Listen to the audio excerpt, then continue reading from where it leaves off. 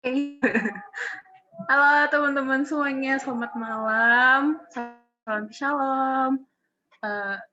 Sekarang kita akan melakukan refleksi terkait dengan perayaan Idul Fitri dan kenaikan Yesus Kristus yang nanti bakal dipantik sama Bang Rislan dan Kak Ahmad.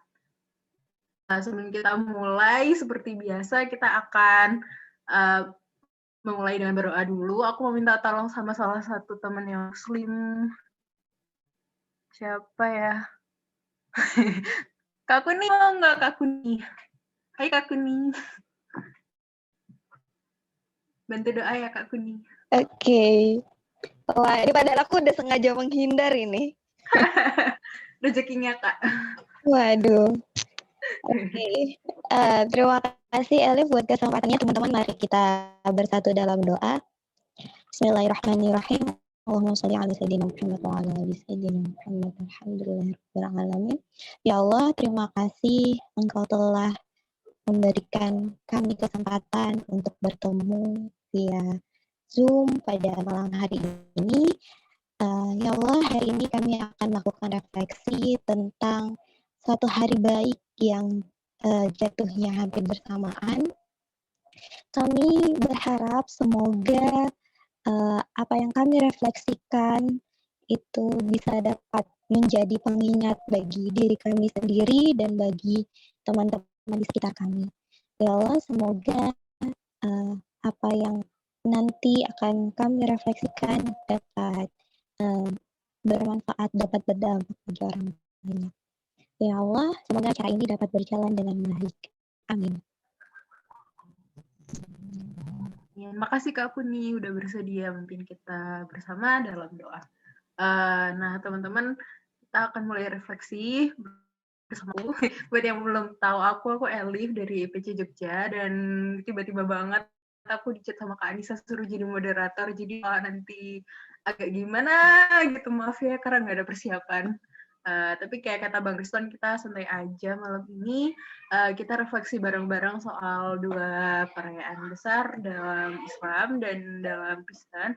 Ada Idul Fitri yang bakal minggu depan nggak sih Idul Fitrinya, insya Allah itu bakal kita rayakan bareng-bareng, dan pada nggak mudik ya karena dilarang gitu sama pemerintah.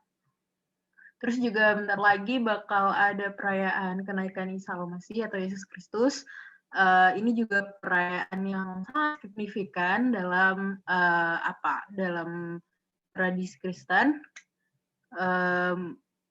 Nanti gimana kita merefleksikannya, kita bakal bareng-bareng, dan sesuai tadi kata Bang Riston, diminta buat satu-satu memberikan refleksi, terbuka aja, buka mic, buka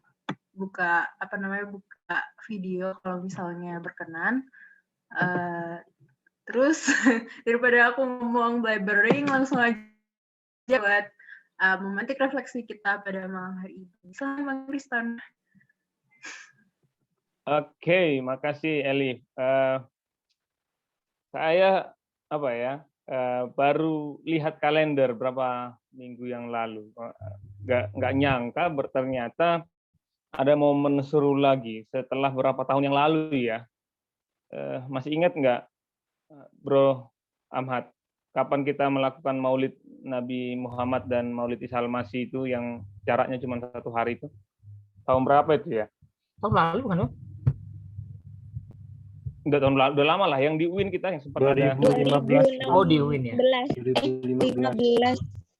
Iya, 2015. Itu kan itu kan kelahirannya ya. Itu kelahiran ya. Nah, kemarin tahun lalu kayaknya itu yang Isra Mi'raj ya, tahun lalu ya, yang dekat ya. Tahun lalu atau 2 tahun yang lalu gitu. Nah, kali ini kita ada 2 perayaan yang jatuh pada tanggal yang sama kalau menurut kalender ya. Nanti tentang akhirnya apakah tanggal 13 Idul Fitri atau masih maju sehari, nanti itu mungkin sangat berpengaruh dengan sidang isbat nantinya ya. Tapi ya kalaupun beda, cuman beda sehari aja gitu ya. Nah, menurut kalender tanggal 13 Mei 2021 ini kita teman-teman akan kita akan merayakan Idul Fitri dan juga kenaikan Isa Al-Masih gitu ya kisahnya. Dan ini menarik gitu ya sebagai suatu kajian yang perlu kita lakukan ya. Teman-teman juga sudah melakukan ibadah puasa Ramadan selama hampir sebulan ini ya. Tinggal beberapa hari lagi akan usai, dan dengan segala perjuangannya di tengah-tengah pandemi ini kita bisa menjalankan ibadah, dan itu sungguh menurut saya berkah yang luar biasa daripada Allah gitu ya. Kita coba lihat refleksi kali ini tentang satu kisah gitu ya. Nah, memang saya tidak akan bawa materi, jadi saya akan ngomong aja. Semoga udah bisa kan, karena kadang-kadang kelemahannya seorang sarjana ataupun ulama ataupun tokoh agama Kristen itu banyak tergantung dengan PowerPoint ya. Agak jarang menemukan yang bisa literate ngomongkan apanya ya. Tapi teman-teman Muslim itu sangat banyak. Kalau lihat kiai kan hampir nggak lihat buku, nggak lihat PowerPoint, ngomong aja bisa sampai 3 jam, 2 jam, 4 jam gitu ya. Dan itu jarang terjadi kalau di tokoh-tokoh Kristiani. Saya nggak tahu apa yang menjadi penyebabnya. Kecuali Pak Bambang Nursena mungkin ya, dia bisa cerita juga itu sampai panjang lebar. Oke deh. By the way, tidak akan mau meniru ataupun membuat supaya sama dengan mereka, tapi kita coba akan refleksi. Yang pertama refleksi saya adalah kalau saya sedikit pelajari ketika puasa 1 bulan penuh di bulan Ramadan dan Idul Fitri datang, salah satu momentum itu kan adalah momentum kemenangan ya, momentum kemenangan, dan momentum kemenangan itu menjadi satu tradisi yang bukan tradisi, satu refleksi yang sangat luar biasa, karena di masa-masa itulah teman-teman yang menjalankan puasa melihat apa maknanya hubungan dengan Tuhan selama 1 bulan ini, dan merasakan bagaimana lawatan Tuhan, bagaimana penyertaan Tuhan, dan mengalami kemenangan-kemenangan itu gitu ya. Dan kalau kita relate-kan dengan juga tema yang satu lagi, kekristenan itu kan memang sangat berfokus kepada bagaimana Isa hadir gitu ya, bagaimana Isa Al-Masih hadir.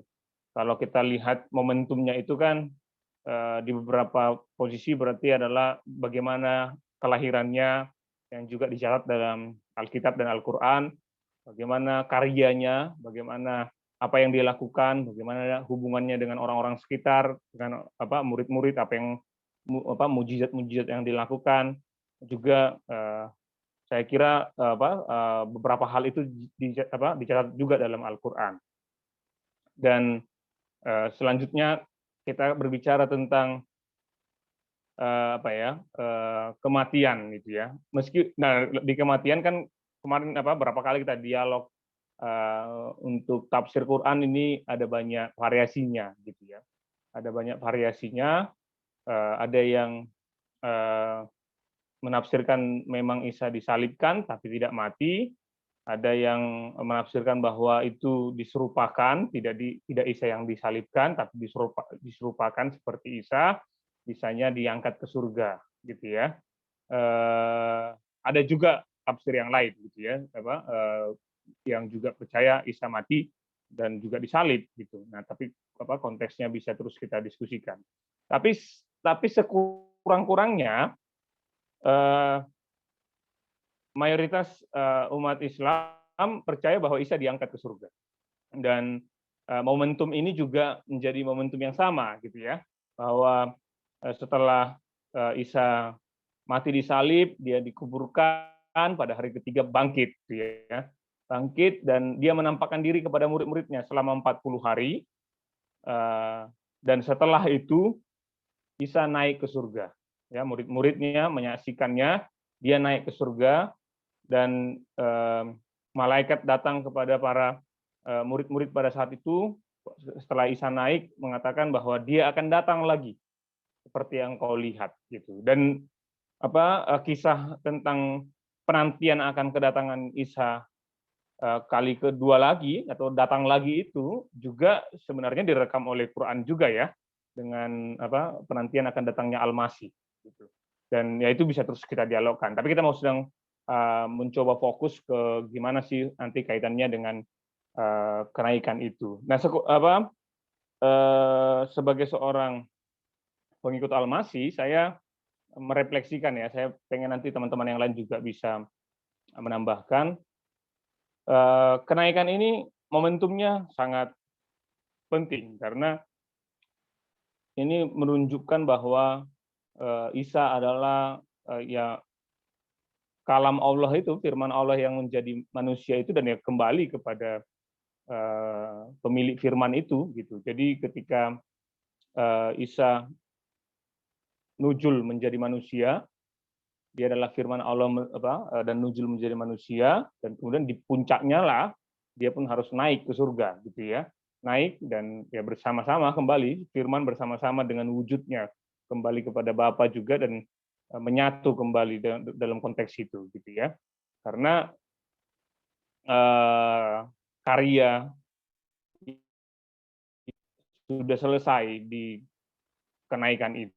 Ketika dia sudah naik berarti sudah selesai, makanya dia menjanjikan seorang penolong. Ya, penolong yaitu Roh Kudus, dan murid-murid nanti 10 hari setelah kenaikan itu, selama 10 hari mereka berdoa di Yerusalem, di sebuah tempat rumah di Yerusalem, mereka berdoa memohon pencurahan Roh Kudus untuk menolong mereka, karena itulah yang dijanjikan oleh Yesus yang akan menyertai setiap orang-orang yang menjadi pengikutnya atau orang yang percaya kepada dia. Nah, refleksinya adalah kenaikan ini menjadi satu hal yang penting karena yang menunjukkan bahwa dialah Allah yang telah menjadi manusia itu, dan dia dan dia menyatakan dirinya setelah selesai tugasnya dengan naik ke surga, dan menunjukkan kealahannya dengan naik ke surga. Itu yang menjadi salah satu refleksinya. Mungkin nanti teman-teman bisa kembali bisa menambahkan gitu ya, dan saya kira ini juga menjadi menjadi refleksi Idul Fitrinya saya juga, gimana kembali ke fitrah itu ya, kembali ke fitrah itu, kembali ke basic itu, bahwa memang ya basicnya bagi saya fitrahnya kita itu kan ya bersama-sama dengan Allah, bersama-sama dengan apa yang Allah mau, yang akan kita kerjakan. Jadi di tengah-tengah pergulatan selama 1 bulan di Ramadan ini menjadi semacam semacam refleksi yang luar biasa, hidup bersama dengan Tuhan di tengah-tengah puasa, dan juga ibadah yang sungguh-sungguh, dan coba melihat bagaimana Tuhan boleh terus menolong kita sepanjang ibadah kita, dan kita merasakan kemenangan, dan kita merasakan kembali ke fitrah itu. Itu mungkin yang awal pantikan dari saya. Saya kembalikan ke Elif. Oke, makasih Bang Riston. Menarik banget tadi udah ngomongin bagaimana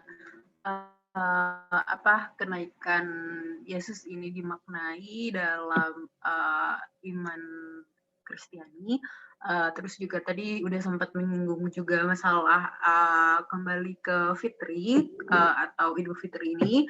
Nah, masalah Idul Fitri ini bakal pantik refleksinya lebih lanjut oleh Kak Rahmat. Kak Rahmat udah di situ kan. Tadi katanya audionya nggak di connect. Connect di Connect. Ini. Oh ya. Anyway, buat Kak Ahmad boleh langsung memantik refleksi soal Idul Fitri dan gimana Idul ini dimaknai oleh Kak Ahmad sendiri sih ya, kan itu refleksi pribadi gitu. Oke, terima kasih Elif, terima kasih juga Bang Liston yang sudah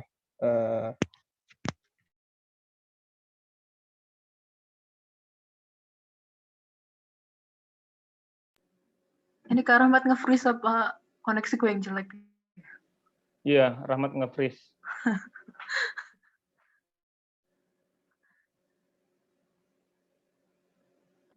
Oh no. Ini jangan-jangan karena udah mau panjang lebar tuh yang Iya, iya. Beberapa kali sinyal Rahmat begitu. Mat, kamu nge-freeze dari tadi, Mat?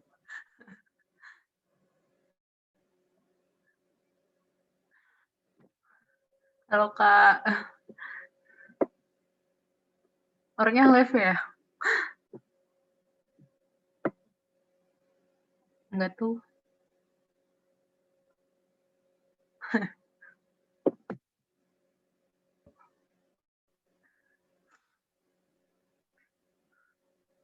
Halo guys. Halo Kak. Sorry. Baru mulai ya. Semoga di awal aja ya. Nah, apa namanya? Tadi sudah disampaikan juga sama Bang Islam. Jadi akan ada dua momentum yang bertepatan ya, yaitu kenaikan Isa Al-Masih dan juga perayaan Idul Fitri. Nah, untuk refleksinya sebenarnya ada hal yang mirip menurut saya ketika melihat kenaikan Isa dan juga momentum perayaan Idul Fitri. Yaitu tadi ya, apa namanya, kembali kepada fitrah. Fitrah kita sebagai seorang manusia. Di dalam konteks misalnya turunnya Isa Al-Masih sebagai firman Allah tadi Bang Rizwan sudah sempat menyebutkan, turun ke dunia, kemudian mengajarkan ajaran dan seterusnya, dan kemudian kembali lagi diangkat oleh Allah. Ya, kalau di dalam Al-Quran, barrafa'ahullahu ilaih, atau inni mutawaffika wa rafi'uka ilaih. Jadi kata-katanya rafi' atau rafa'a, jadi diangkat oleh Allah. Nah, diangkat ini kan berarti di situ memang ada kuasa Tuhan, kuasa Allah yang mengangkat Isa Al-Masih ini.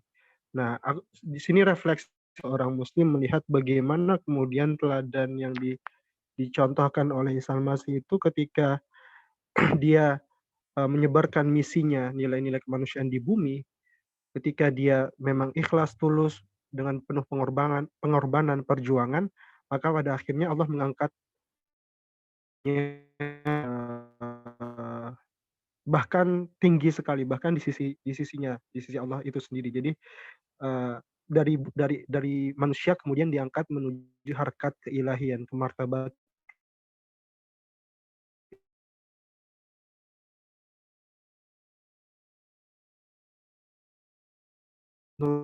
Tapi kemudian Nabi ketika sudah bertemu dengan Tuhan, tidak kemudian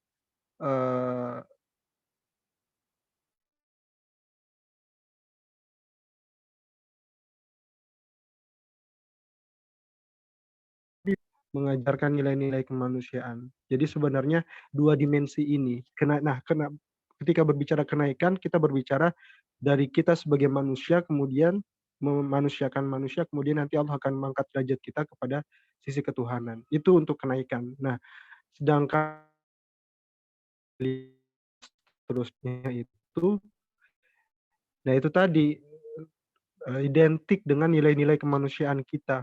Kita sebagai seorang manusia itu di momentum Idul Fitri kita dihadapkan bahwa kita harus kembali suci. Nah, hanya saja mungkin yang sering kali dilewatkan ketika berbicara kembali ke suci ini adalah seolah-olah kita kemudian balas dendam atau ibadah selama 1 bulan yang kita lakukan selama bulan Ramadan itu, kemudian kita pungkasi setelah Idul Fitri. Nah, setelah Idul Fitri ini kembali maksiat dilakukan dan seterusnya. Jadi kayak 1 bulan itu untuk nabung pahala, 11 bulan itu untuk berbuat dosa. Nanti Ramadan kembali lagi dan jadi kayak nggak ada siklus gitu. Nah, yang ku maknai bahwa momentum Idul Fitri itu sebenarnya momentum kita untuk justru start awal kita untuk kemudian menyuarakan nilai-nilai kemanusiaan. By the way, ini suaraku masih masuk kan ya? Aku takut kalau Aman-aman Kak. bicara sendiri. Oke, siap. Nah, jadi poinnya di situ kalau yang saya lihat apa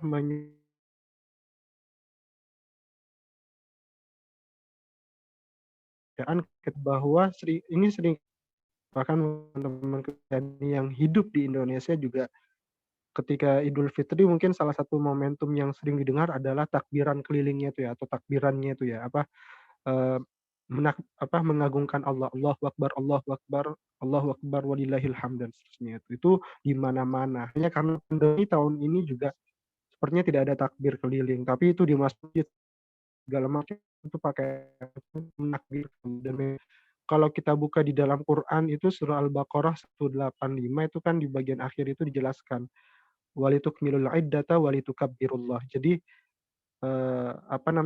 kau sempurnakan bilangan bulan 29 atau 30 hari kemudian walitukabbirullah. Kau hendaknya mengagungkan Tuhan, takbir.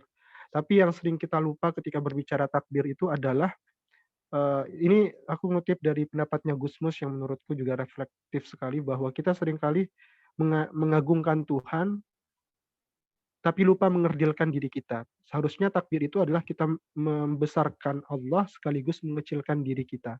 Nah, yang seringkali terjadi adalah takbir justru besarkan diri kita. Jadi lafaz takbir itu justru digunakan untuk menampilkan ego. Ego sebagai mayoritas, ego sebagai masyarakat yang banyak, ego sebagai orang yang paling benar, ego sebagai harus memberantas yang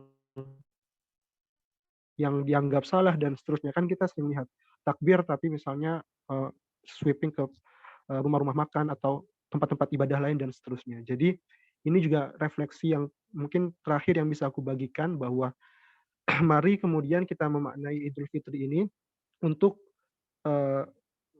mengerdilkan atau mengecilkan diri kita sebagai manusia. Terlebih di suasana pandemi ini, kayaknya nggak ada alasan kemudian untuk kita tidak membesarkan Tuhan. Sekecil virus corona saja itu bisa membuat dunia terhenti sementara itu kan tiada lain kecuali urusan Tuhan. Karena kuasa Tuhan. Dan ya, kenaikan Isa Al-Masih juga mengajarkan kita untuk bicara tentang nilai-nilai kemanusiaan itu sebelum nanti kita berbicara tentang ketuhanan. Itu aja mungkin dari saya. Tak khawatirnya ini jadi kultum kedua setelah tarawih tadi teman-teman di masjid atau di musola. Jadi biar nanti teman-teman yang lain juga bisa memberikan kultumnya masing-masing. Saya kembalikan ke Elio. Makasih Kak Rahmat.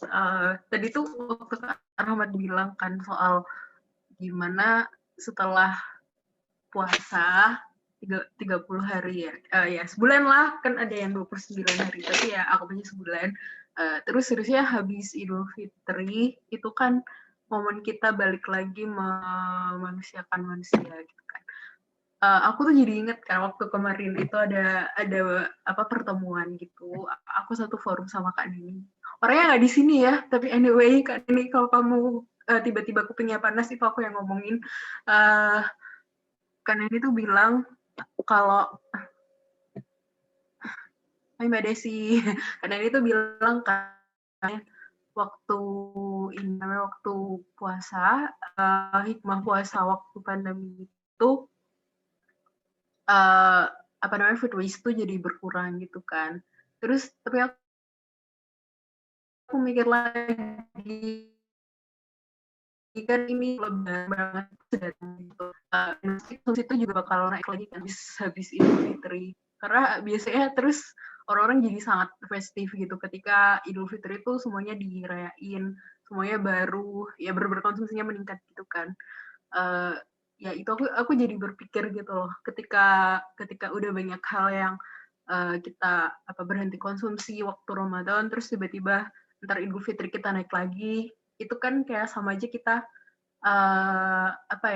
dengan kondisi yang apalagi krisis iklim kayak gini kan, ketika kita merayakan sesuatu justru kita balik membahayakan manusia, bahkan kayak seisi dunia gitu sih. Cuma dari konsumsi kita sehari-hari, dan itu jadi kayak refleksi yang yang aku dapat dari momen ini. Terus aku jadi inget juga ada berita kan waktu kemarin itu di Australia orang-orang tua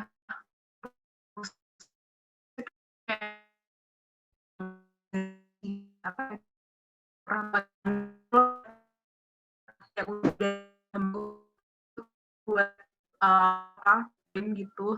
dengan cara berpuasa. Menurut mereka, mereka tuh udah terlalu banyak mengonsumsi, udah terlalu banyak mengambil sesuatu dari bumi, dan mereka memutuskan buat puasa gitu, biar mereka juga bisa berpartisipasi gitu, benar-benar.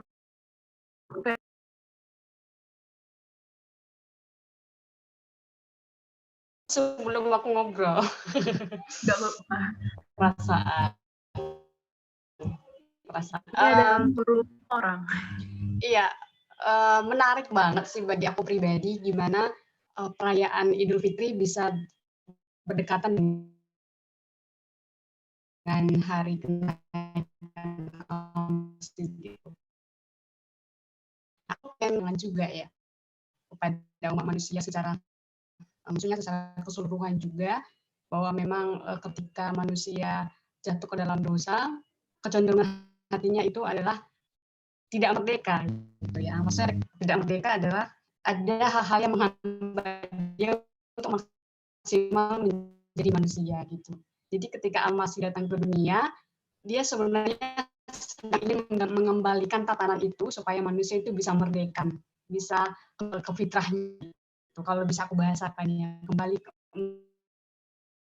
menjadi fitri kembali gitu.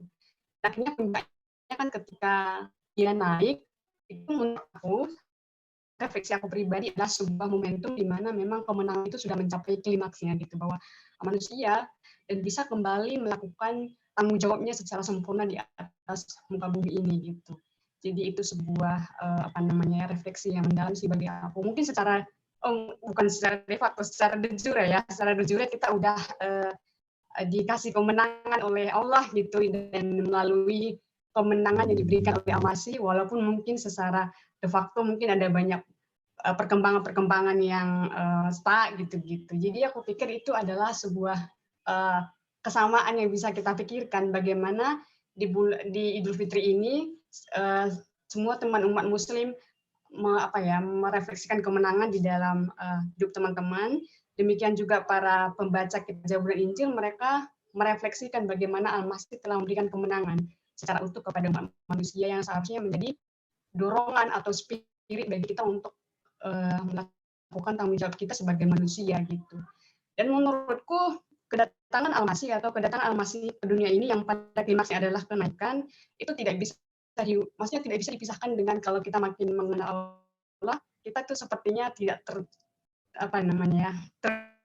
terghosting dengan sama manusia gitu. Jadi kehadiran Al-Masih ke dunia ini, termasuk ajarannya, termasuk kenaikannya, itu supaya sama manusia itu bisa saling menerima satu dengan yang lain, supaya bisa saling mensupport satu dengan yang lain, supaya bisa saling hadir satu dengan yang lain dan saling mendukung satu yang lain. Itu kayak menurut aku satu kemenangan yang bisa kita miliki sebagai manusia, karena Al-Masih telah melepaskan kita dari belenggu kejahatan yang menimpa kita secara itu gitu. Itu sih yang mau aku refleksikan. Wah, makasih Kak Tialin. Jadi kalau dari refleksi Kak Tialin tadi, aku bisa ambil intinya sebenarnya dengan kemenangan yang ditunjukkan lewat lewat Yesus gitu ya Kak. Itu sebenarnya Tuhan itu mencoba untuk menyebarkan nilai-nilai inklusi manusia, bahwa manusia tuh dia mencapai kemenangan ketika mereka udah bebas dari ego masing-masing dan bisa merangkul satu sama lain gitu ya Kak. Ada yang mau nyambung Kak Tialin nggak? Yuk.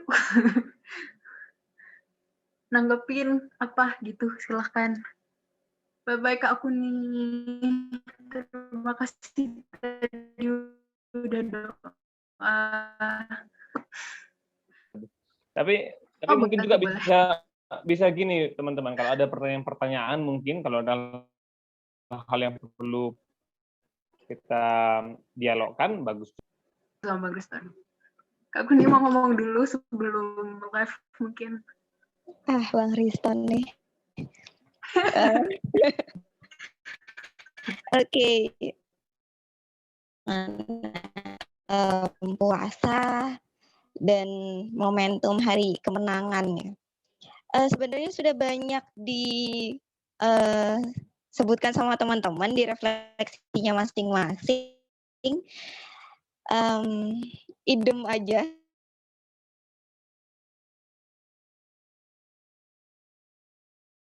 Kembali kepada fitrah kita sebagai manusia, kita ingat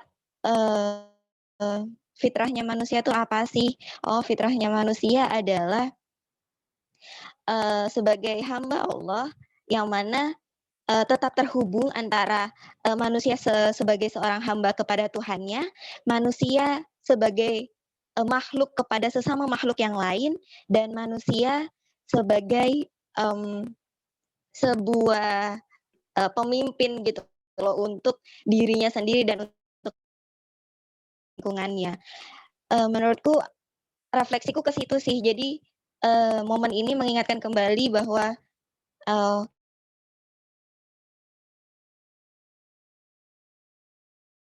dimana capaian-capaian kebaikan yang baiknya akan terus kita ingat gitu, akan terus kita lakukan gitu, kita tidak lupa. Jadi kayak misal, oh aku dan Tuhanku ya berarti ibadah ritualku yang harus aku tingkatkan.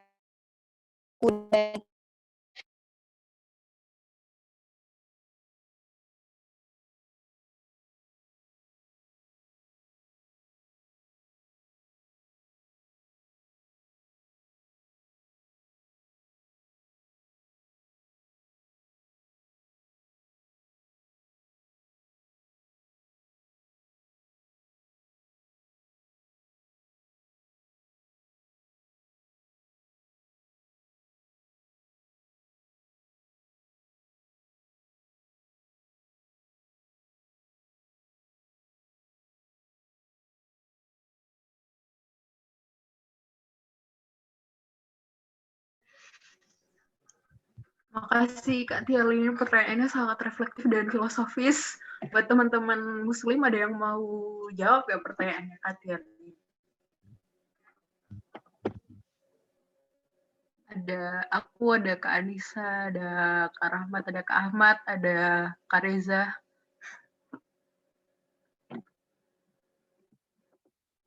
Yuk.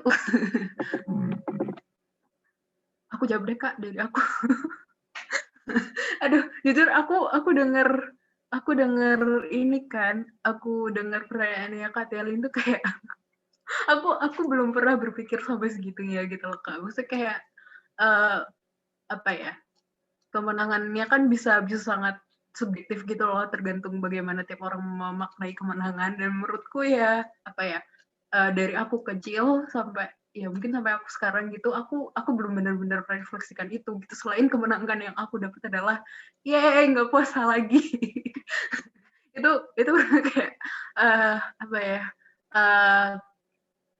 Menurutku justru setelah kemenangan tuh battle yang sesungguhnya gitu Kak, karena kayak apa sih kalau di Islam kan bilangnya setannya udah nggak di neraka lagi gitu, jadi mereka udah dibebasin ke dunia lagi, godaannya tuh jadi kayak balik lagi gitu. Jadi menurutku apa sih namanya, kalau ditanyain kemenangannya kayak gimana dan gimana mempertahankan kemenangan itu, justru kayak menurutku bukan gimana aku mempertahankan kemenangan gitu, tapi gimana aku menghadapi battle yang baru lagi gitu. Gimana aku mungkin kayak Ramadan ini aku udah mulai bisa mengurangi apa sih namanya makanan gitu kan yang biasanya aku makan berlebihan gitu. Nah, setelah Idul Fitri aku nggak tahu apakah aku bisa mempertahankan kemenangan itu ketika tiap aku masuk ke rumah orang, aku akan disajiin makanan yang banyak banget gitu. Dan justru tantangannya adalah ketika banyak makanan itu dan nggak ada orang yang makan, nanti bakal jadi sampah gitu Kak. Itu juga suatu dilema kan Kak. Maksudnya kayak apa sih namanya? Itu jadi kayak tantangan ketika aku ingin mencoba mengurangi konsumsi, tapi di saat yang sama kalau aku nggak berpartisipasi makan, itu akan jadi sampah gitu. Jadi kalau ditanyain gimana mempertahankannya, itu kayak dari aku sendiri apa ya, kayaknya butuh konsistensi dan keajaiban yang luar biasa yang terjadi biar aku bisa bertahan. Kalau dari teman-teman muslim yang lain kayak gimana? Ada yang mau nyambung nggak? Ada dong, jangan aku yang ngomong. Ini kan fun kita bersama. Mungkin aku mau nambahin, boleh? Boleh banget. Silahkan. Siapa Tapi yang mau? nggak aktifin videonya ya, Ya. karena sinyalnya sudah jelek. Nggak apa-apa, Kak. It's okay. Ya, menarik sih apa yang ditanyain oleh Mbak Tialin tadi, dan artinya Mas Rahmat juga udah sedikit menyentil bahwa ya kebiasaan kita bahwa ketika beres Ramadan itu sebenarnya bukan berarti ibadahnya tidak dilakukan lagi, tapi tantangannya 11 bulan ke depan untuk bertemu Ramadan. Nah, tapi mungkin saya mengutip hadis atau beberapa riwayat dari Rasul bahwa ketika itu juga terjadi, tapi konteksnya mungkin berbeda, tapi bisa kita istilahnya metaforakan sama lah. Ketika Rasulullah kembali dari perang, waktu itu perang Badar atau setelah waktu itu istilahnya bersabda lah, kita tuh roja'na minal jihadil asghar ilal jihadil akbar. Walaupun waktu itu sedang selesai beres semua, tapi ternyata kita tuh baru saja melewati menuju jihad kecil ke jihad besar. Karena jihad atau perjuangan yang paling besarnya itu ya tadi dikatakan Elif bahwa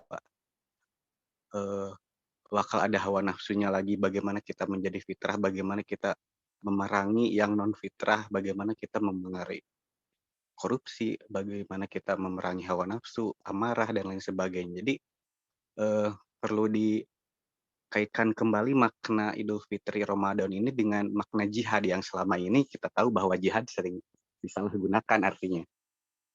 Jadi ya kita tuh walaupun udah kemenangan, hari raya kemenangan, sebagaimana Rasul pada waktu itu juga menang dan selesai dari peperangan, tapi ternyata itu hanya jihad asgor, itu ternyata hanya perjuangan perlawanan kecil, karena kita akan menghadapi setelah hari kemenangan itu jihad yang akbar, jihad yang membutuhkan energi atau perjuangan lebih, yaitu jihad melawan hawa nafsu, jihad melawan segala sesuatu yang tidak memanusiakan manusia. Kayak gitu. Jadi saya sih lebih kepada pemaknaan kembali bagaimana kita bisa konsisten dan komitmen, yaitu kembali lagi tentang pemaknaan jihad, khususnya setelah bulan Ramadan dan Idul Fitri ini. Kayak gitu sih. Semoga nggak macet atau terdengar ya suara saya. Aman kok, aman. Suaranya dari tadi jelas. Di aku sih jelas ya, nggak tahu kalau di tempat lain mungkin penerimaannya beda. Menarik sih kata Kak Reza, karena menurutku itu juga inline sama yang aku pelajarin di kuliah. Kayak ketika perang itu kan semuanya kayak chaos gitu kan, semua orang itu struggling gitu.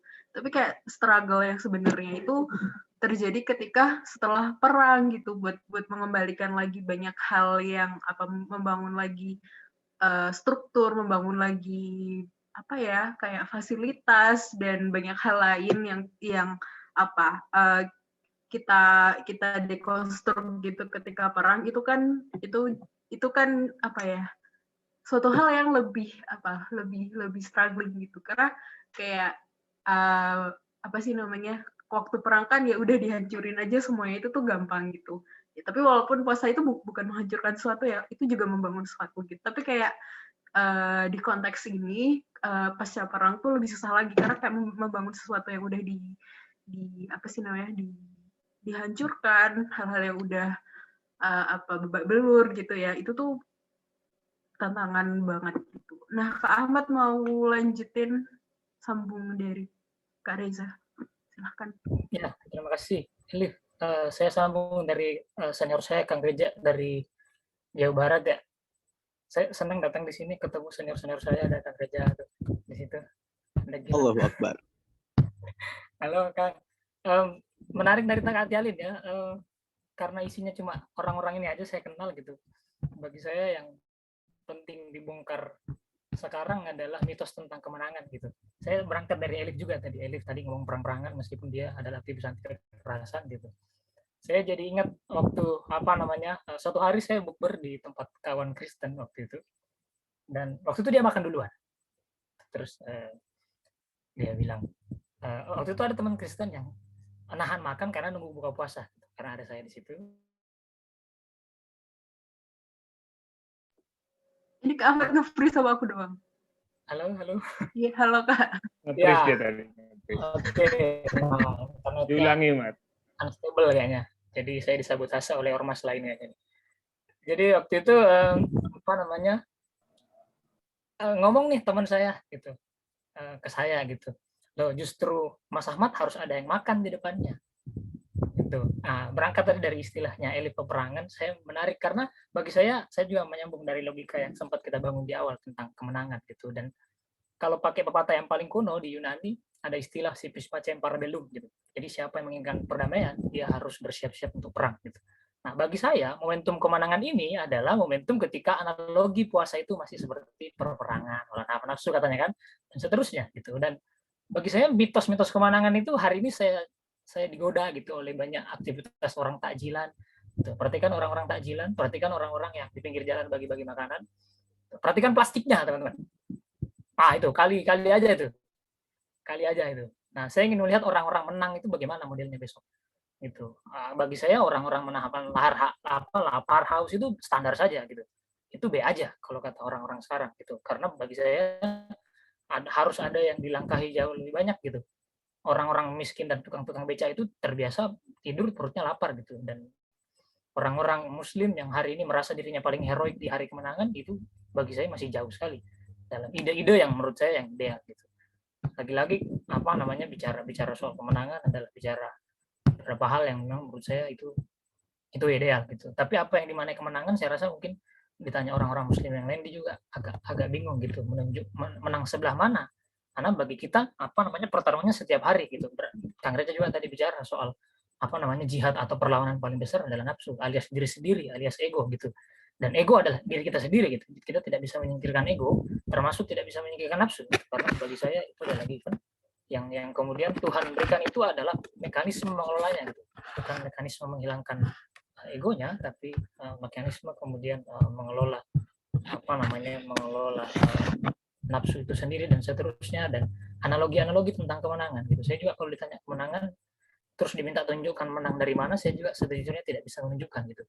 Kita sebetulnya itu menang dari apa gitu. Menang melawan hawa nafsu gitu. Iya kalau selesai di maghrib gitu. Setelah maghrib kan kita ngegas lagi gitu, dengan cara buka puasa dan seterusnya gitu. Dengan cara tidak sekedar mengkonsumsi semuanya, itu ada plastik-plastiknya di situ yang juga tidak kita makan. Lalu kita kasih bumi yang notabene juga lagi sakit banget ini.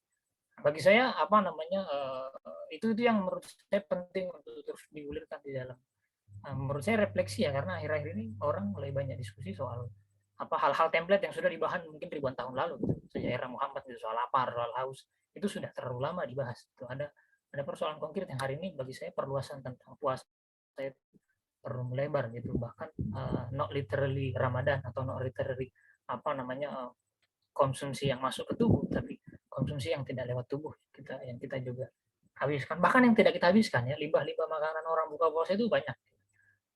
Dan kali aja orang muslim itu apakah mereka disuruh menang besok, atau besok tunggu aja konsumsi pakaian yang juga tidak tahu cuma dipakai berapa kali gitu.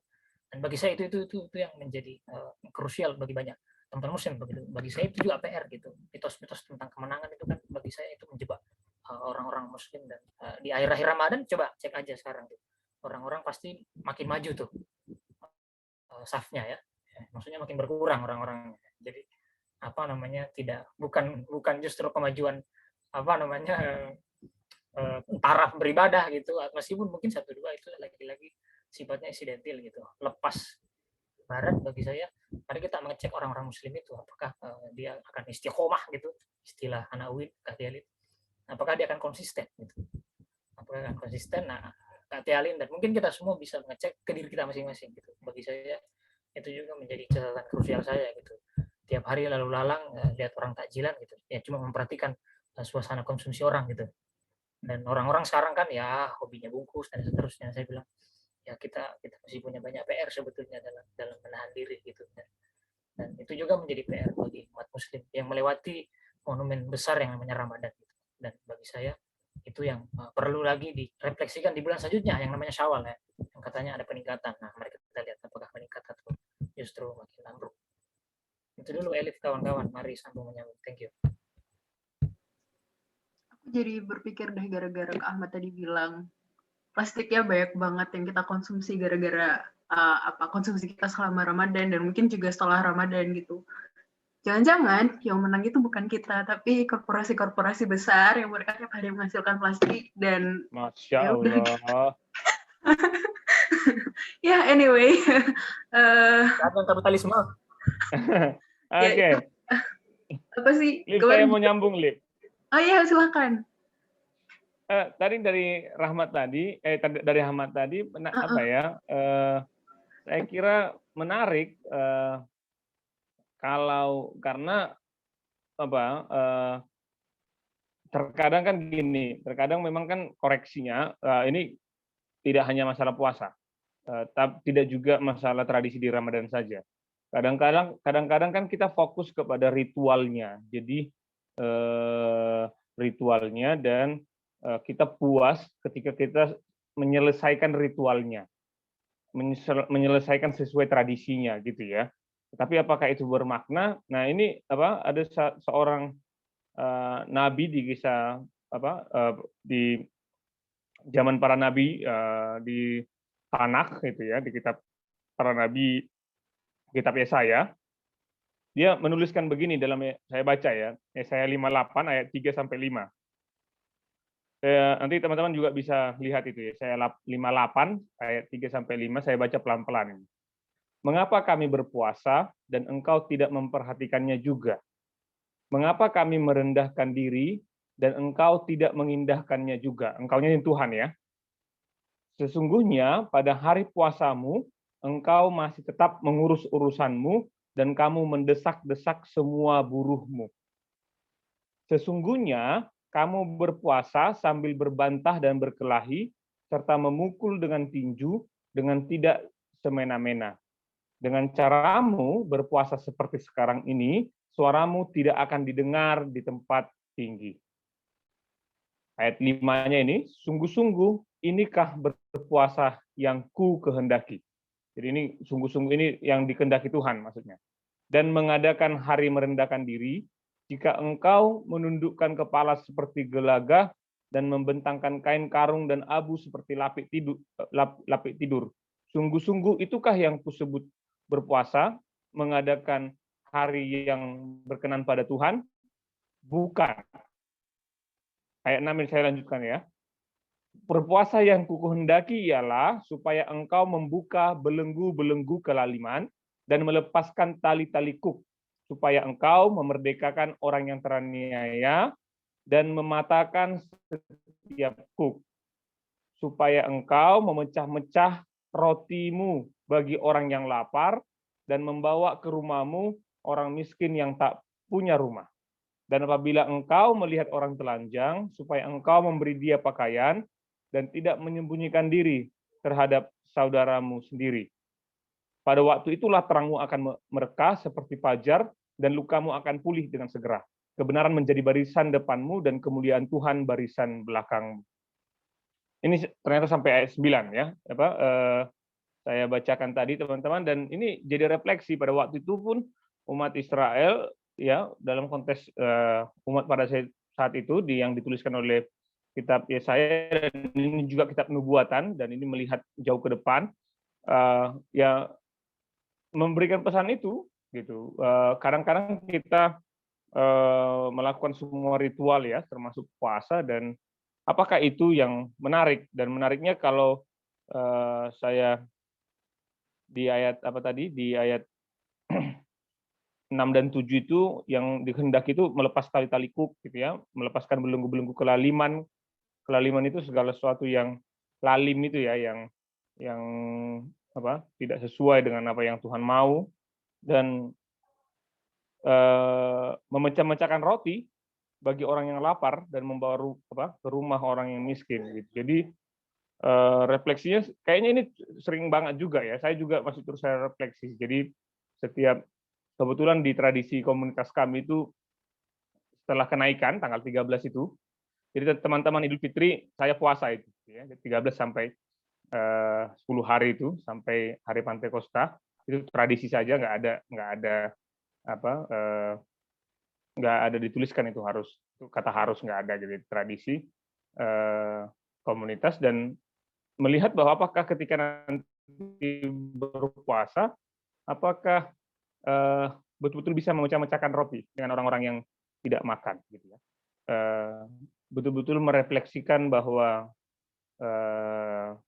ini tentang kedekatan dengan Tuhan, tentang hubungan dengan Tuhan, bukan hanya sekedar menggugurkan ibadah, menggugurkan kewajiban ibadah, menggugurkan kewajiban ibadah. Dan itu menjadi refleksi tadi karena disambung dengan puasa tadi ya. Dan ketika bicara tadi kemenangan, ya kemenangan yang hakiki sebenarnya kan ketika kita betul-betul merasakan, ketika kita melakukan ibadah itu kita merasakan kehadiran Sang Halik gitu kan di dalam setiap prosesnya kita, sehingga kita mencintai Tuhan dan juga mencintai sesama, dan itu adalah satu hukum yang sama kata kitab suci. Itu dulu mungkin tambahan saya, Liv. Oh, oke, makasih Bang Riston. Itu kalau yang sepemahamanku itu kayak ini nggak sih, kayak Al-Ma'un gitu, yang bilang kalau sia-sia orang ibadah kalau dia itu masih membiarkan orang tuh sengsara gitu, orang-orang di sekitarnya sengsara. Kalau masih ada masih ada ketidakadilan sosial, ya udah sia-sia gitu. Dia sholat, dia puasa. Aku nggak terlalu tahu redaksi persisnya, tapi kira-kira gitu. Hai adiknya, siapa itu, keponakan yang Rahmat gak sih? Hai. Anyway, saya apa Kak Tialin? Sorry. Jadi Kak Tialin kayak ngomong nggak tahu deh. Itu menarik banget tadi kata Bang Riston. Ternyata puasa itu yang puasa tuh harus sustainable gitu kan dampaknya. Dia nggak cuma puasa yang ritualistik gitu, tapi puasanya juga harus harus bisa dirasakan dampaknya buat keadilan sosial gitu kira-kira. SJW banget guys. Nah, ada lagi nggak yang mau nyambung tadi kata Bang Riston, refleksinya, atau mau tanya gitu, boleh banget. Silahkan. Elif, aku mau ngobrol lagi. Nggak apa-apa.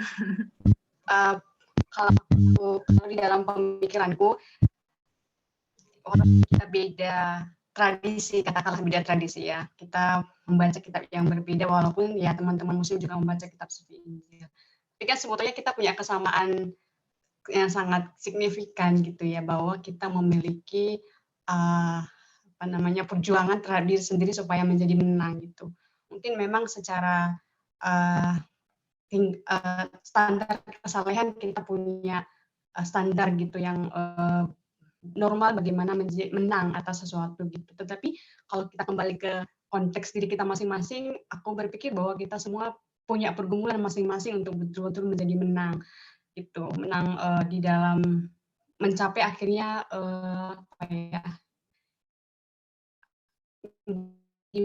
membahasakannya. Maksudnya setiap kita pasti punya pergumulan masing-masing untuk bisa menjadi menang, untuk fitrah kembali, untuk bisa karena kita punya tanggung jawab pribadi juga ketika Tuhan menghadirkan kita di dunia ini kan. Maksudnya nggak hanya melakukan sesuatu hal gitu, tetapi kita punya tanggung jawab kepada Tuhan, dan ketika kita betul-betul menang atas hidup kita, maka disitulah kita bisa kayak menangkap apa yang Tuhan mau kita kerjakan dalam hidup kita secara konteks hidup kita masing-masing. Jadi ketika contohnya Elif benar-benar mengalami kemenangan, Elif menjadi maksimal, menjadi produktif, menjadi sangat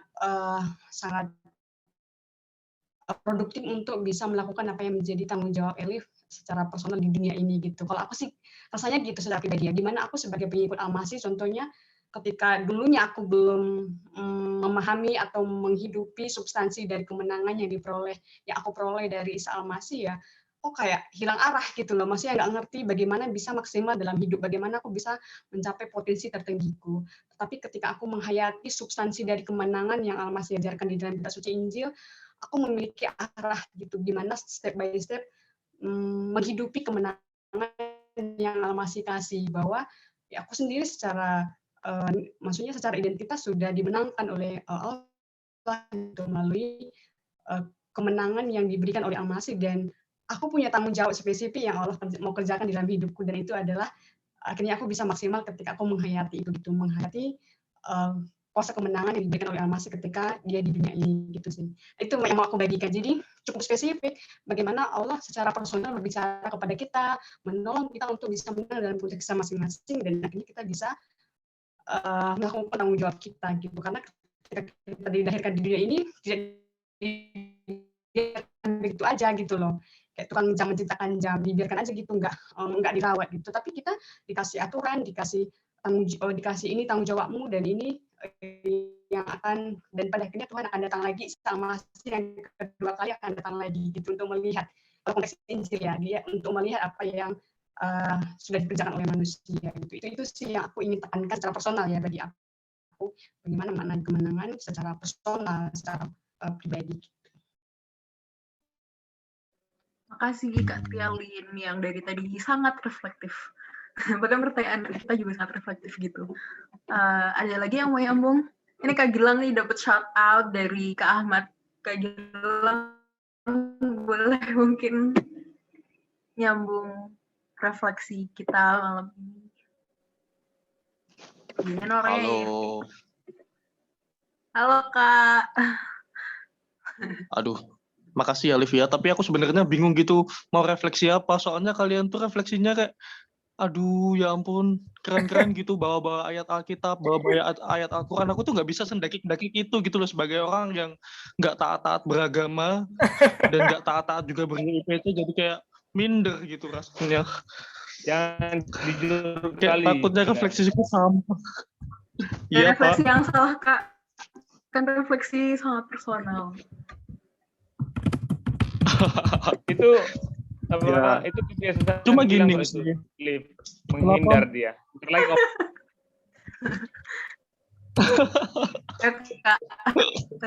Iya, aku coba mau sharing deh. Ini bukan refleksi tapi kayak sharing deh. Jadi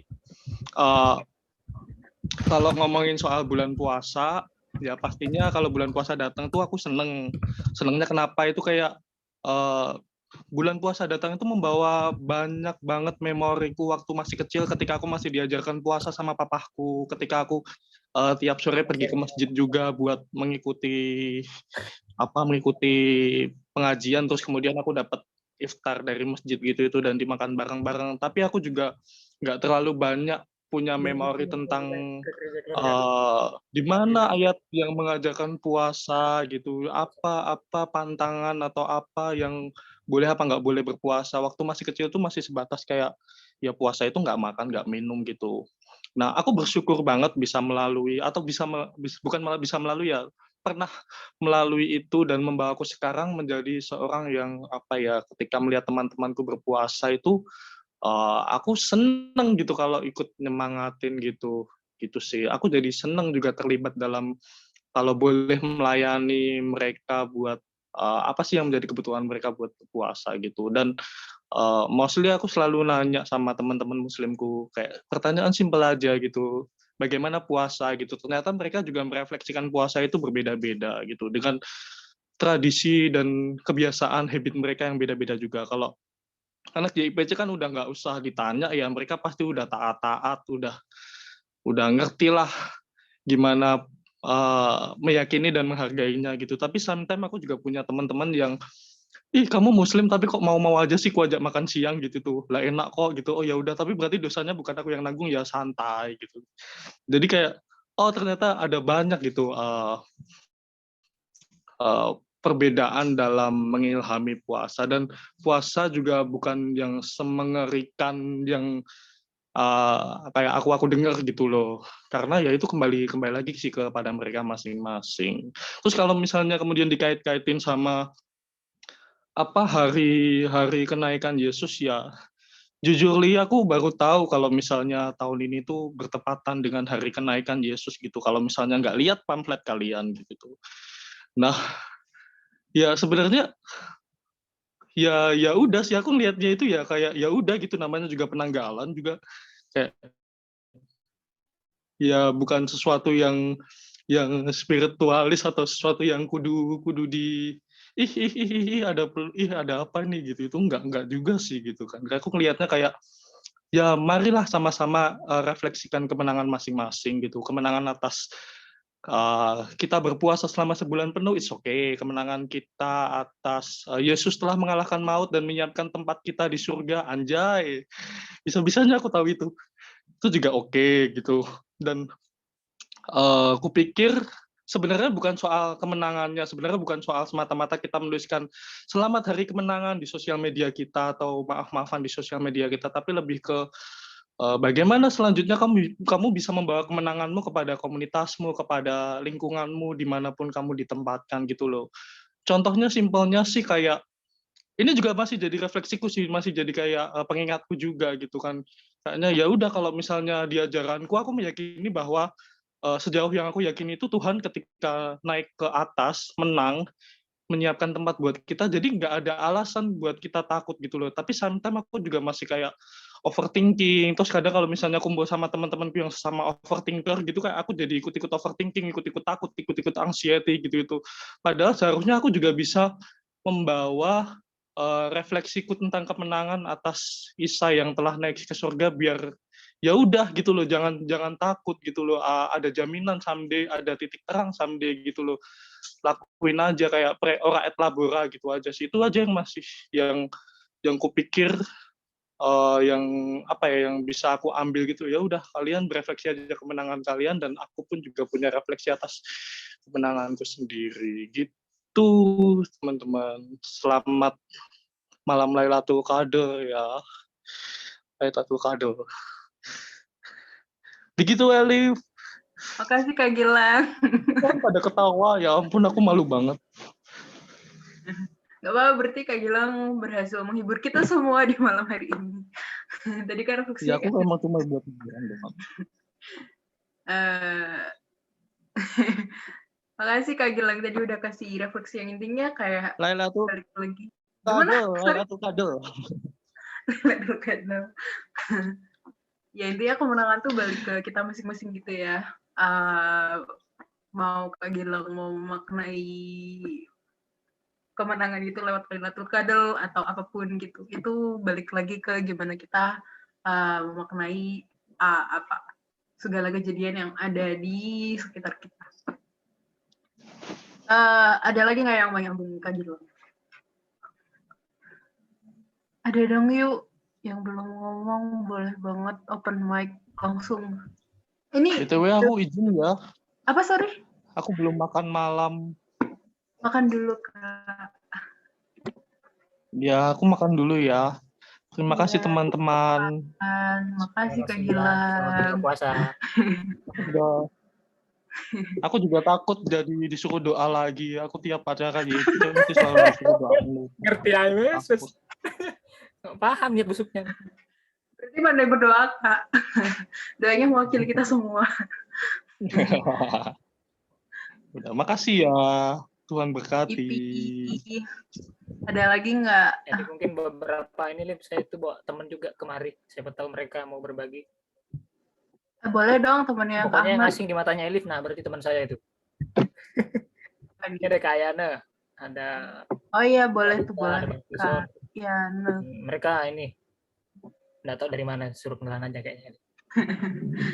Boleh yuk open mic-nya, terus berbagi refleksi bareng kita. Mungkin sekali buka video kali ya, biar bisa kenal ya. Halo Kak. Ayana. Ya, terima kasih ya udah undang kita di sini, Mas Ahmad. Loh, ada yang mau duluan nih, silakan deh. Itu Reza ya, silakan. Duluan cabut maksudnya kayaknya. Oh gitu. Karena tadi ini di awal udah Baik. buka kayaknya. Ya, jadi kalau gitu. Baik. Jadi saya Yana Friska Tarigan. Saya temannya Mas Ahmad di UKDW. Kalau saya memaknai puasa ya gitu, dari saya itu kebetulan dulu masa kanak-kanak itu memang tinggal di gang teman-teman yang banyak Muslim begitu. Jadi kalau saya memaknainya dulu puasa, kalau teman-teman sudah gimana ya, teman-teman Muslim sudah berpuasa gitu, saya senang sih dulu masih masa kanak-kanak. Kenapa? Karena suasana di tempat kita itu kan langsung banyak takjilan gitu, dan gimana ya, itu sepertinya suasana dulu yang dinanti-nantikan kalau masa anak-anak begitu. Kenapa? Karena teman-teman yang Muslim juga dulu sering gitu kalau udah sore masa-masa puasa dulu itu sepertinya rame, langsung kumpul gitu. Jadi suasana yang kalau dulu ya pada masa saya anak itu suasana yang cukup menyenangkan dulu. Masa kecil saya ketika teman-teman yang beragama Islam berpuasa. Ya berbeda dengan sekarang sih suasananya, mungkin saya juga tidak tahu di mana pergeserannya begitu. Jadi sepertinya di mana pergeseran saya nggak ngerti gitu ya. Tapi kalau diperbandingkan seperti sharing teman-teman yang dari awal tadi ya, berpuasa di teman kita Muslim dengan Kristen itu sepertinya hampir sama sih tujuannya. Walaupun beberapa ayat di dalam Alkitab juga membedakannya. Ya memang dalam Alkitab juga baik dalam Perjanjian Lama dan Perjanjian Baru itu ada bedanya sih. Kalau di Perjanjian Baru misalnya saya kutip di sini kitab Yoel begitu ya, Yoel 2 gitu, bahwa berpuasa itu adalah bagian dari pertobatan begitu. Sehingga di situ diajarkan bahwa ketika kita berpuasa itu kita harus dengan menangis, lalu mengoyakkan hati dan pakaian kita, tanda pertobatan kita begitu. Sehingga berpuasa itu seperti sebuah refleksi iman kita. Saya setuju dengan apa yang disampaikan oleh Mas Ahmad tadi. Ketika kita berpuasa kita berhikmat, lalu kemudian apakah setelah kita berbuka puasa kita lalu kembali menyakiti bumi begitu. Jadi itu sepertinya dalam Yoel ini kita berhikmat kembali, berefleksi kembali apakah puasa kita itu untuk diri kita dan juga untuk lingkungan kita. Tapi kalau kemudian dalam Matius, dalam Perjanjian Baru itu sudah dikembangkan kembali bahwa berpuasa itu tidak juga seperti yang kita pahami bahwa muka kita ya, kalau Matius 6 itu muka kita jangan muram, tapi kalau boleh air muka kita juga sedang gembira, lalu kita harus meminyaki rambut kita dan mencuci wajah kita supaya orang lain tidak tahu kalau kita sedang berpuasa. Begitu. Jadi ini ada dua makna yang sepertinya memang cukup menarik begitu, bahwa tetap aja kembali bahwa berpuasa itu meningkatkan spiritualitas kita. Jadi bukan hanya sekedar dorongan daripada bahwa itu adalah bagian dari doktrin agama atau tradisi agama. Jadi tidak hanya sekedar bayangan saya dulu bahwa ketika berpuasa itu takjilan ramai gitu ya, tapi ada di situ perubahan diri gitu, bahwa kita semakin berspiritualitas, berefleksi bagaimana hubungan kita dengan sesama, hubungan kita dengan lingkungan, hubungan kita dengan bumi. Saya senang sekali dengan refleksi teman-teman tadi, dan itu membuka pikiran saya juga dalam hal berpuasa begitu, bahwa kalau saat ini momennya teman-teman Muslim yang berpuasa, bagaimana hubungan kita gitu.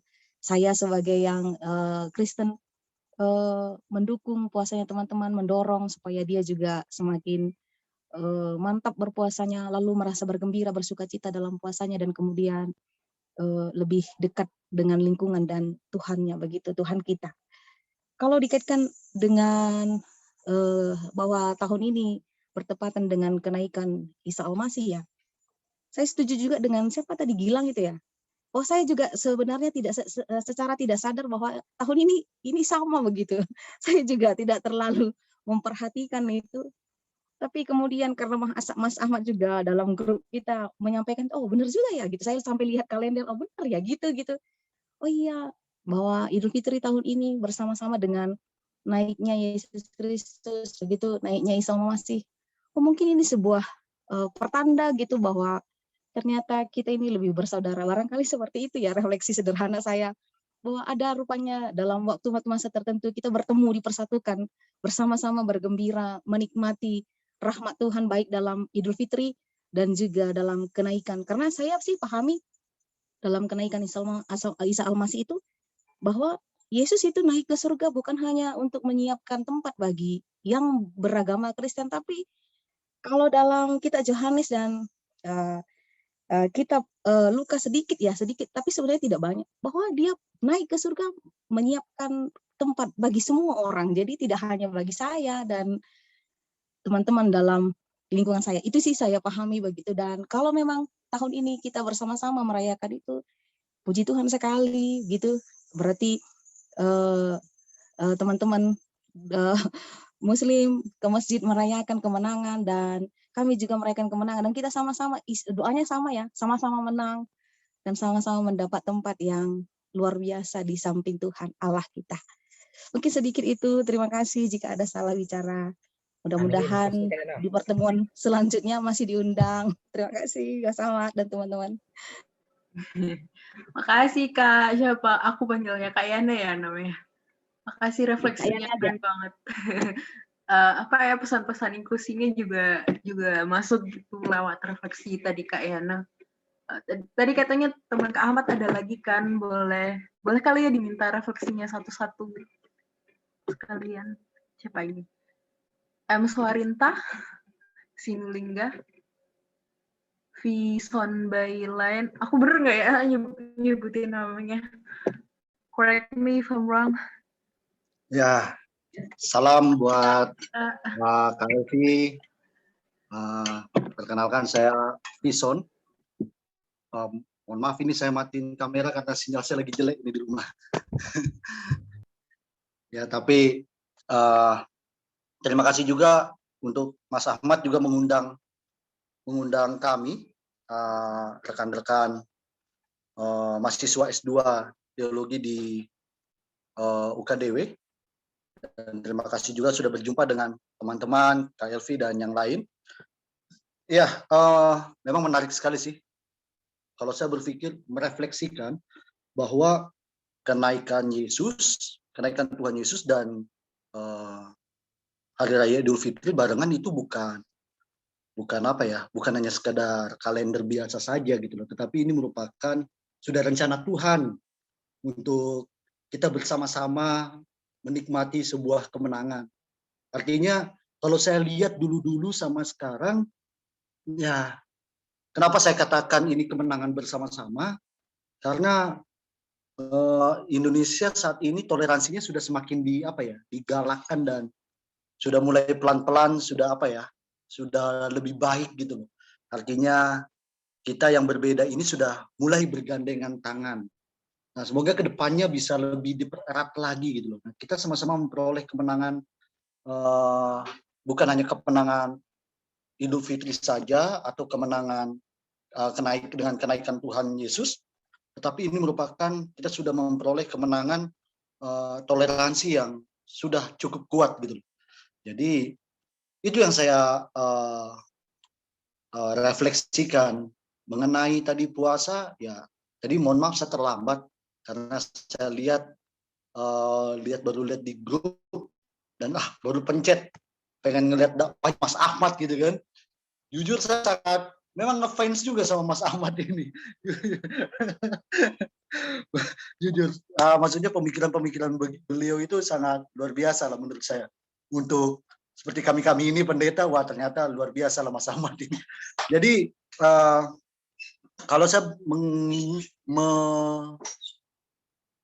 merefleksikan sebuah puasa, jadi benar yang dikata Kak Yana tadi, kalau diambil dari kitab Matius, memang kita tidak boleh, bukan hanya sebatas kita menutupi bahwa kita puasa, tidak, tetapi itu lebih justru cenderung untuk mempraktekkan bahwa gaya-gaya atau karakter dalam berpuasa itu terus-menerus. Mau puasa mau enggak ya itu harus dilakukan, seperti menahan emosi, lalu berpikiran positif yang tadi dikatakan minyakilah rambutmu supaya rapi, pikiran kita bersih, lalu muka kita kelihatan lebih apa ya? Kalau orang bilang lebih bercahaya ketika kita membasuh muka kita, artinya baik mulut, mata kita harus dibersihkan dari segala sesuatu yang negatif. Nah, supaya orang tidak melihat engkau berpuasa, artinya mau puasa nggak puasa, ya itulah yang harus kita lakukan.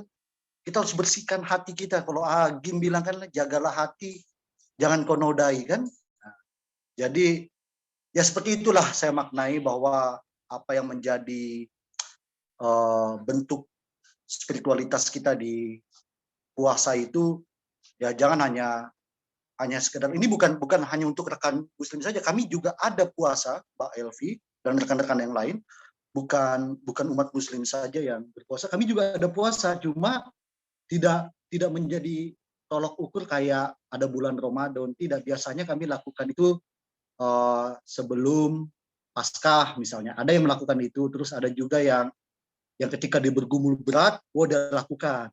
Tapi bukan arti dia menyogok Tuhan, tetapi dia betul-betul menyerahkan diri sepenuhnya setiap pergumulannya itu kepada Tuhan.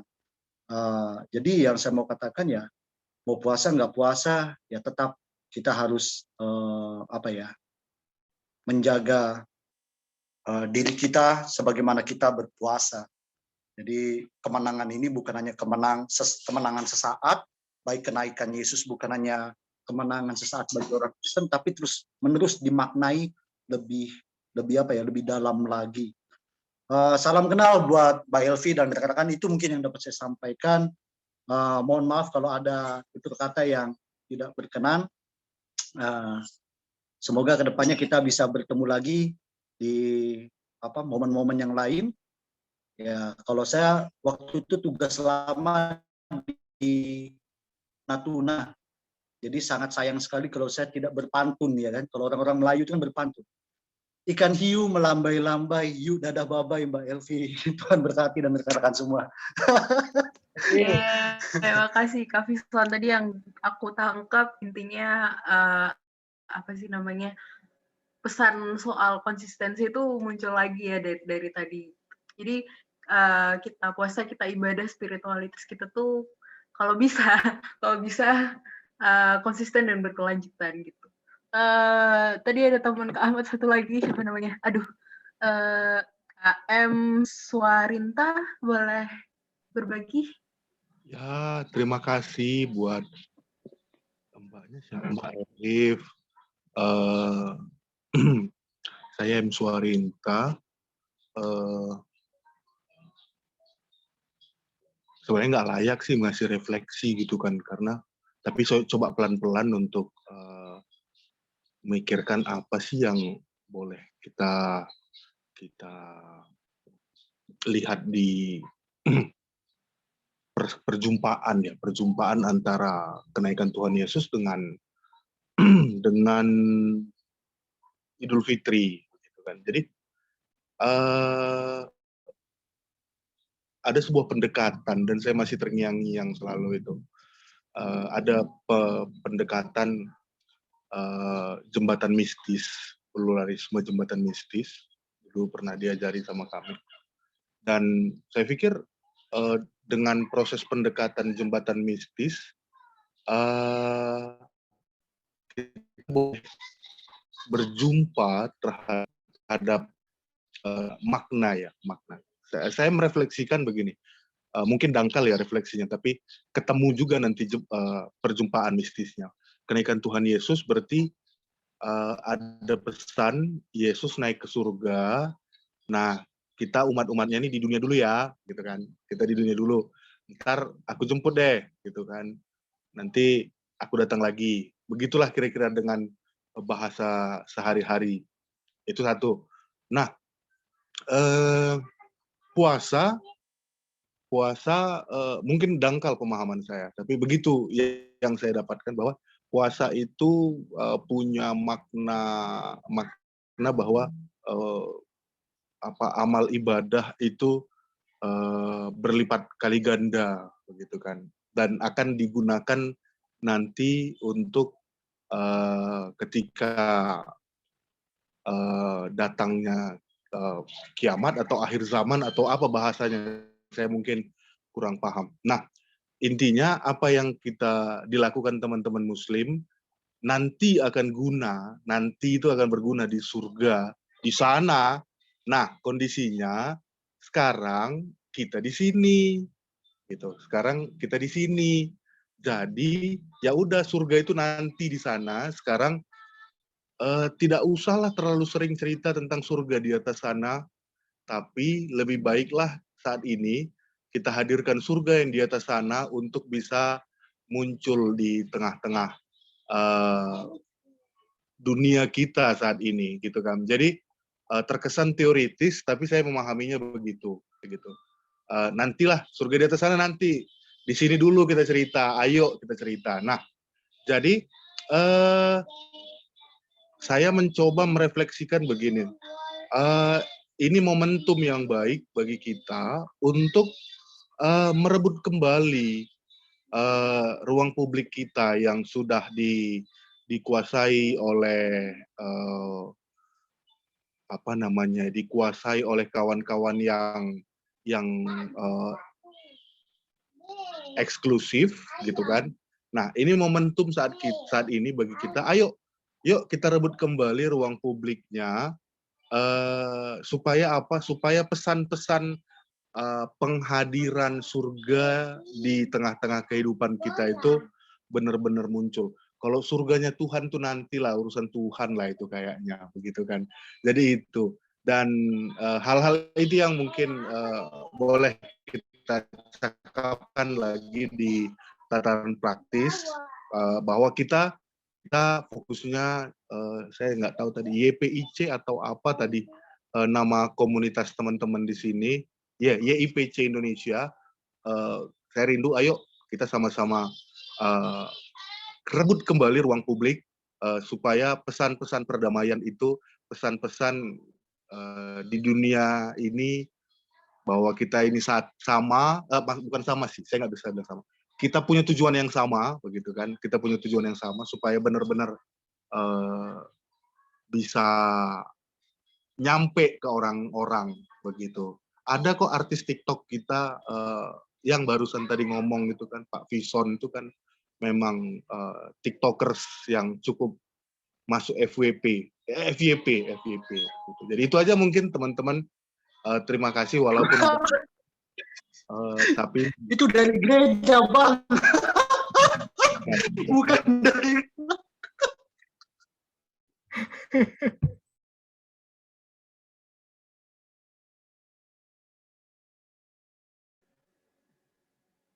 Udah ya ini? Udah apa belum? Apa nge-freeze kayaknya di tempatku? enggak, udah Mbak. Udah, oke. Thank you, Kak Syaba Sorinta. Kak Ahmad mau nyambung, cepat aja ya, Kak, karena udah malam juga. Siap, thank you. Elif, teman-teman makasih. Tadi ada guru-guru saya dari UKDW itu semua tuh. Sebetulnya saya ini mirip dengan tahun lalu sebetulnya. Tahun lalu kalau saya tidak salah ingat, kenaikan dulu yang sehari atau 2 hari sebelumnya, lalu lebaran gitu, sependek saya mengingat. Nah, tahun ini yang unik adalah kalendernya sama. Itu pun nanti kalau 13. Nanti tapi tunggu pemerintah ya, karena 13 itu baru ormas yang namanya Muhammadiyah itu. Kawan-kawan saya di UKDW ya. Jadi mereka juga mungkin baru ngerti Muhammadiyah itu apa gitu. Nah, waktu itu saya sempat nulis di Gus Durian tahun lalu, dan saya merespon, kalau tadi teman-teman memaknai kemenangan, yang saya ingin maknai adalah sebetulnya adalah tema kenaikan dan Syawal sebetulnya yang saya lihat. Itu. Nah, kalau di tema Lebaran itu kan sudah pergantian bulan baru sebetulnya dalam kalender Muslim, kalender Hijriah itu.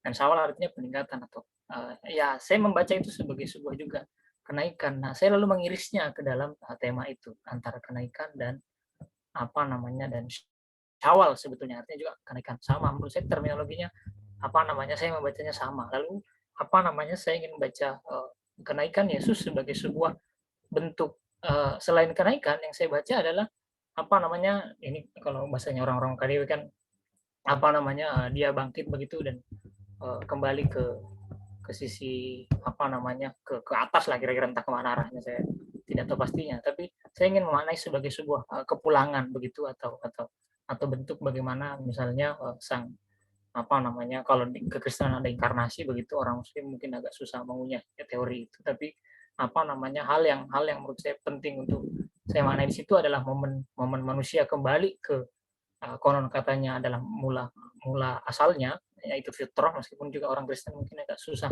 mengunyah terminologi fitrah ini di satu sisi.